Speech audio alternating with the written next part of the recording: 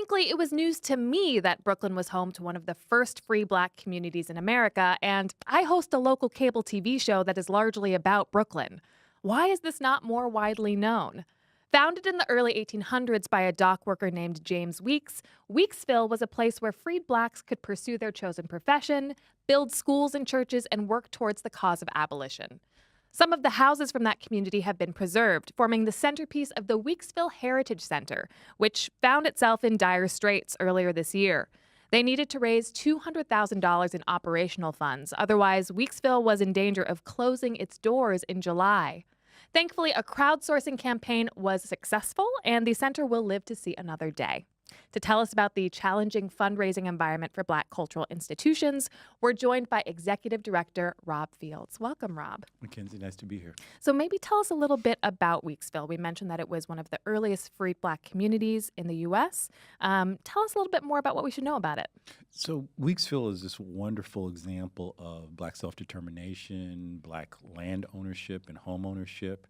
And it was a space that many Black people came to in the mid-1800s to try and build a life that would allow them to live up to this full ideal of American citizenship. They wanted to be civically engaged, but pursue the outright to be educated, to own businesses, to just be their fully actualized selves. And they had to, create this space to do it in what was an emerging Brooklyn. And, unfortunately, there was a third of the population in Brooklyn by 1790 was African American because they were enslaved.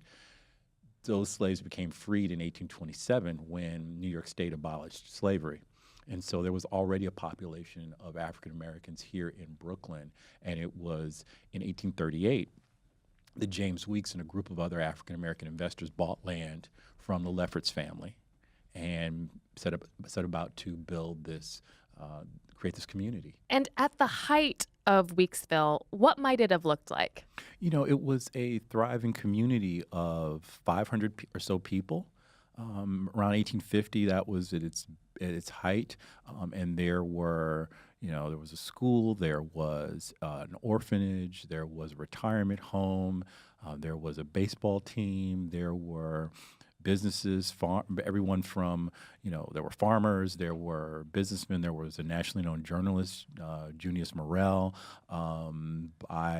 In the late 1870s, the first Black female doctor in New York State would come out of Weeksville, Dr. Susan Smith McKinney Stewart.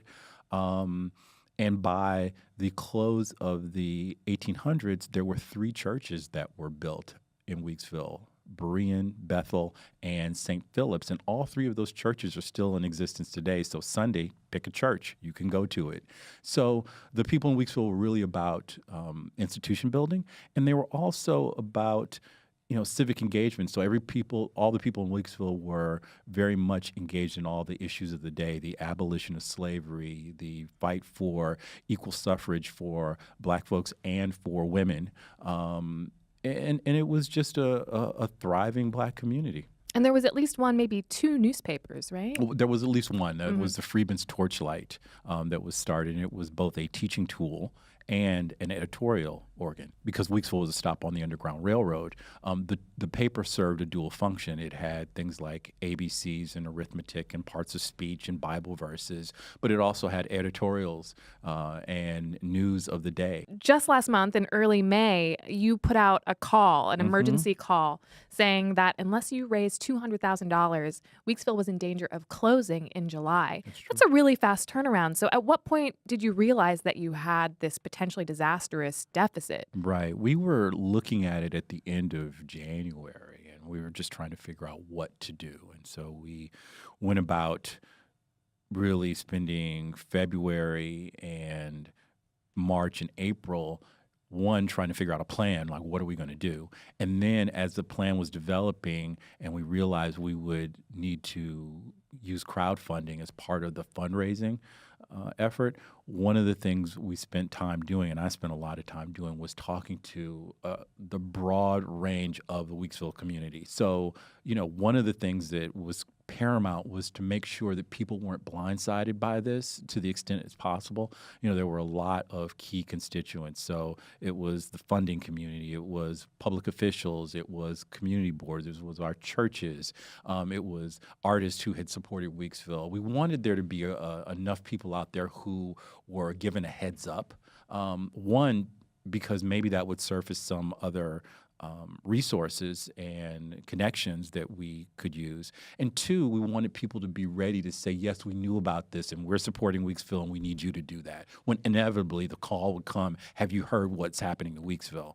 And so we spent a lot of time doing that, refining the plan, and I fully expected to still, at week 4, still be grinding toward $200,000 because I've done a few crowdfunding campaigns in the past. I have seen people do them, and it's a daily job. It is nothing about this is given. I had assumed that maybe there's a community out there, given that Weeksville has a 50-year history in central Brooklyn. But I didn't know that the response would be that we would get, to our first goal of $200,000 in 6 days. Wow, that's amazing. I did not know that we would get to $250,000 in 8 days. I did not expect that there would be 4,000 donors from 7 countries who contributed an average of $65 to help save Weeksville. And what this money does right now is it is not a silver bullet. What it does is it gives us time to do the critical planning that we need to understand how do we avoid ever being in this situation again. I think everyone except maybe the Studio Museum is really struggling in some way, shape, or form. This is a more normal situation than people know because of the disparity in funding. I mean, there was a University of Maryland DeVos Institute report a few years back that just showed that, on average, Black and brown cultural institutions have smaller boards. They have smaller pools of donors who give less. They get less money from the funding community. So Weeksville, tucked away in central Brooklyn, is certainly, feeling that. It is. We're also part of this mega trends of, the lack of investment in arts education in schools, but making part of the work. Much of the work we do at Weeksville is about making this history relevant and resonant for contemporary audiences because of the outpouring of support both from individuals and I'm happy to say from, the Brooklyn cultural community, cultural institution community, from our elected officials. Everyone was coming together to try to, do what they can, and that is try to help get us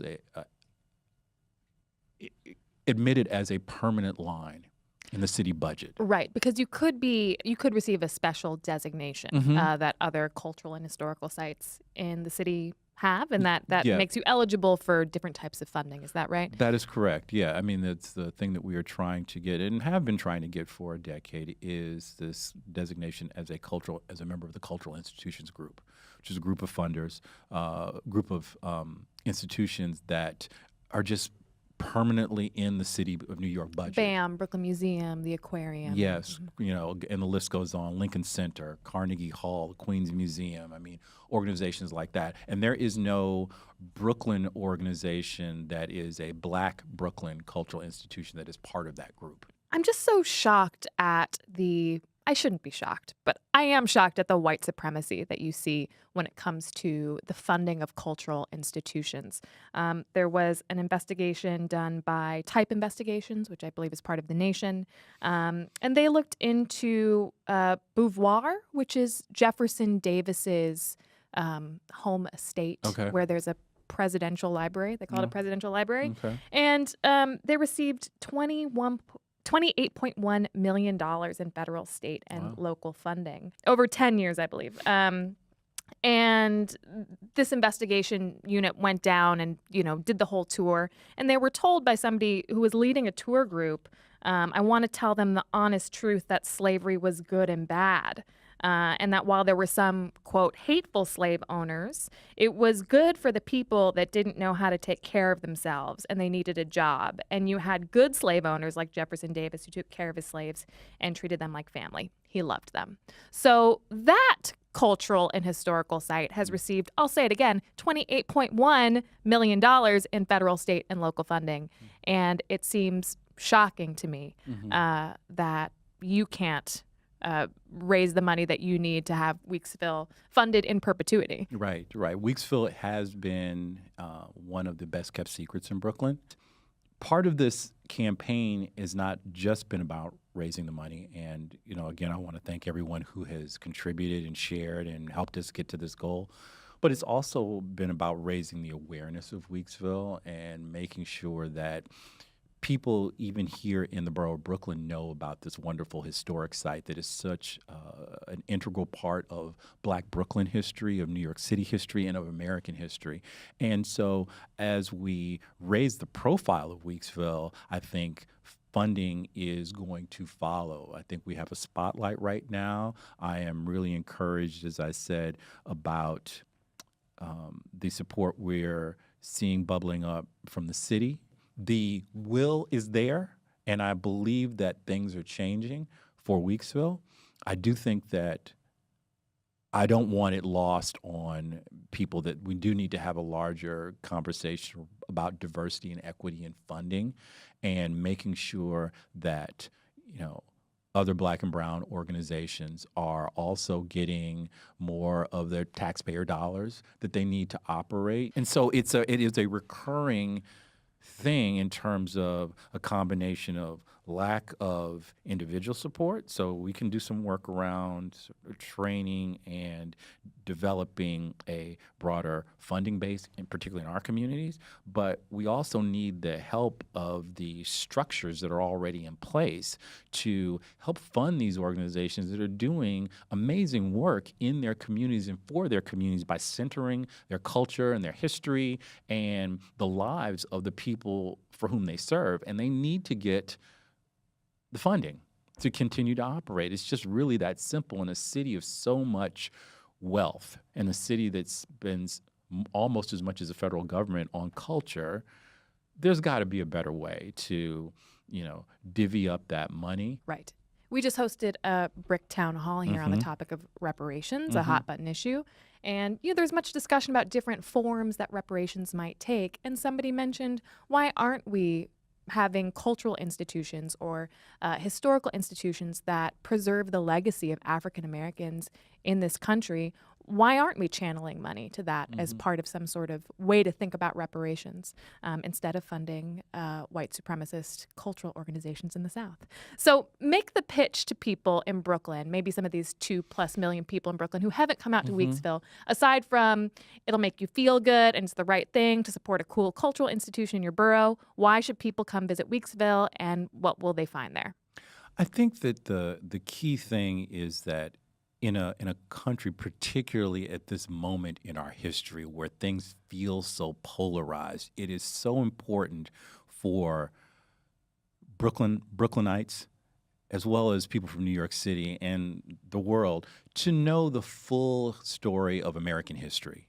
And Weeksville is a place where you can see a more nuanced, well-rounded, blank filled in version of history. And it brings to relief, the reasons that, Weeksville was founded is a commentary and a way to understand what was going on in American history. And as we are dealing with a more complex world, it is important to have the facts. It's important to know that it was not just one group of people who made America what it was. It was regular working Black people who helped to shape the story of Brooklyn and New York City, and ultimately as a model for the country. So I think everybody who is invested in being engaged, being civically engaged, needs to know their history first. And so Weeksville is a great place to start. Rob Fields, thank you so much for joining us. Thank you for having me.